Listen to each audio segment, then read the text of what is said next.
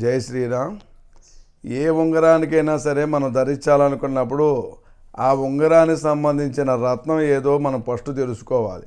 మీరు ఏం చేస్తారా అంటే ఈ ఉంగరాన్ని మీరు ధరించేటప్పుడు మీరు అవతల వాళ్ళ దగ్గర కొనుక్కుని అంటే రెడీమేడ్గా కొనుక్కునేటట్టయితే నక్షత్ర బలాన్ని చూసుకుని క్షేమతారలో ఉండేటట్టు, లాభతారలో ఉండేటట్టు, అంటే సంపత్తారలో ఉండేటట్టు, లేదంటే మిత్రతారలో ఉండేటట్టు ఖచ్చితంగా కూడా చూసుకుని మీరు జన్మతారలో ఉండేటట్టు చూసుకుని, అంటే చెడు కాకుండా తారాబలం బాగుండాలి. తారాబలం బాగుండే విధంగా చూసుకుని ఉంగరం కొనుక్కోవడం, తారాబలాన్ని బట్టే చేతికి ధరించడం.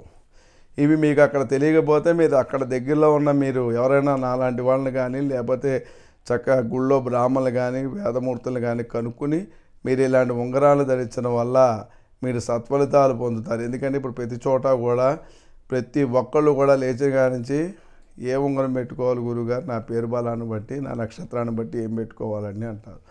అందువల్ల ఏంటంటే తప్పనిసరిగా కూడా ఉంగరం ధరించాలి అంటే ఈ నియమాలను కనుక పాటించినట్టయితేనే మీకు ఆ ఉంగర సత్ఫలితాలనేవి మీకు దొరుకుతుంది.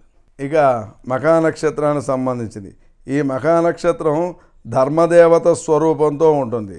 వీళ్ళు వైడూర్యాన్ని 4 క్యారెట్ల రాయిని ఎడమ చేయి చిటికిన వేలి కనుక ధరించుకున్నట్టయితే చక్కగా మంచి ఫలితాలు పొందడానికి అవకాశం ఉంటాయి. ఎందుకంటే ఈ మహానక్షత్రం వాళ్ళు కేతు అధిపతిలో ఉంటారు కాబట్టి వీళ్ళకి ఆధ్యాత్మికంగాను వైరాగ్యంగాను ఎక్కువగా ఉంటుంది. ఎక్కువగా కూడా దైవభక్తి ఉంటుంది. అందువల్ల వీళ్ళు చక్కగా కూడా ఈ వైడూర్యాన్ని ధరించడం వల్ల మంచి ఫలితాలు పొందడానికి అవకాశం ఉంటుంది.